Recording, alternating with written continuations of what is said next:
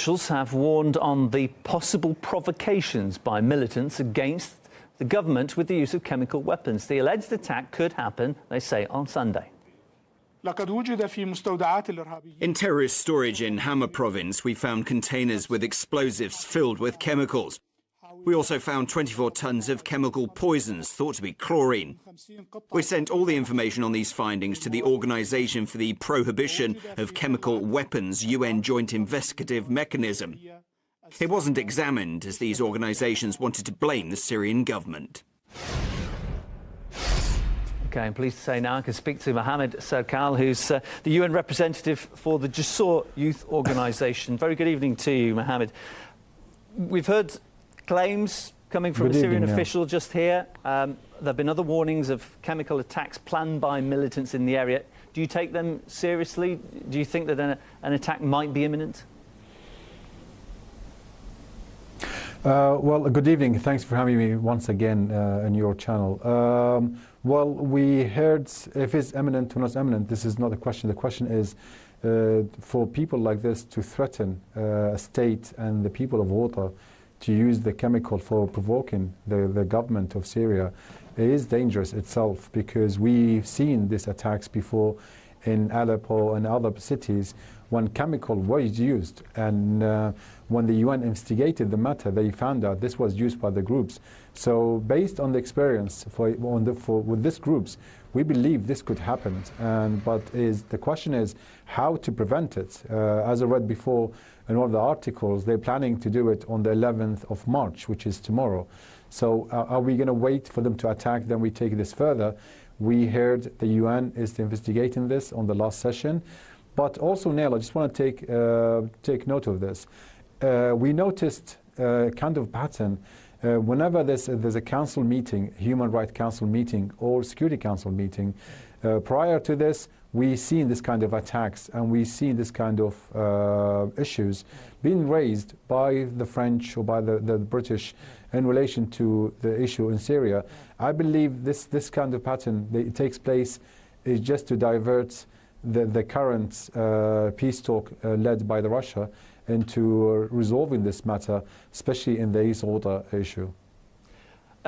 We heard from Syria's Deputy Foreign Minister saying that a report's been filed on terrorists storing huge quantities of chemicals, but the claim is international organisations won't investigate because they don't want to point the finger anywhere but at Assad. Do you think that that's a fair assessment? Well, you've seen it before, Neil, on the previous investigation into chemical attacks in Aleppo or in other cities, where the UN did try to send a team to investigate the chemical attacks. By then it was halt, and we did not come to a result who was behind it. And now they blaming both parties for using this chemical. So the international organizations, they should not have any excuse not to go into Syria and investigate this matter, because this is a serious issue and a serious crime. Because when using chemical weapon in such an area as Ghouta, is very densely populated area, and some of the people, civilians, has been used as a shield, as a human shield to provoke the governments. So for them, they have no excuse but to go in and to find out who's using this, and if it's actually there's a huge quantity of this is going to be used, and how this is going to be transported to Ghouta if it has not been transported already.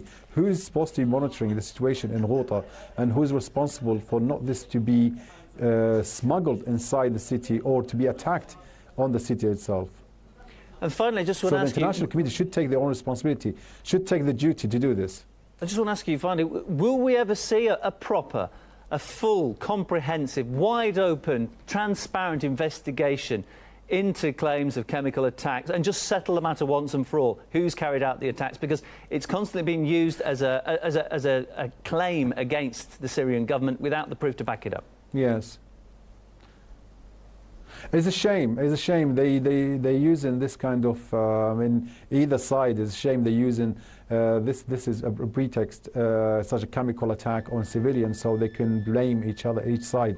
But however, on Friday there was an urgent meeting at the United Nations during the Human Rights Council session in relation to Ghouta, where they had agreed and voted into sending an international independent investigation committee group to Syria to investigate such attacks and the situation in Ghouta. So there's an action should be taken in the next couple of weeks, but both sides has to agree, by the Syrian government and by the international community, to agree into who's going to lead this team. Nothing is going to work between the white hats or by the Syrian government. We should have something transparent, non-biased team groups to go into Syria to investigate these attacks. Otherwise, we're going to see little kids running on the screen with their burned skins, and we've seen it before in Iraq, and we're going to see it again in Syria if we don't prevent it. So the international community should take their duty and responsibility to prevent such an attack. If this attack takes place, then we all should be guilty of this. Mohammed, I greatly appreciate your time and your views. Thank you so much for coming on to our team. Mohammed Serkal, UN representative for the Jasuur Youth Organisation. Thank you.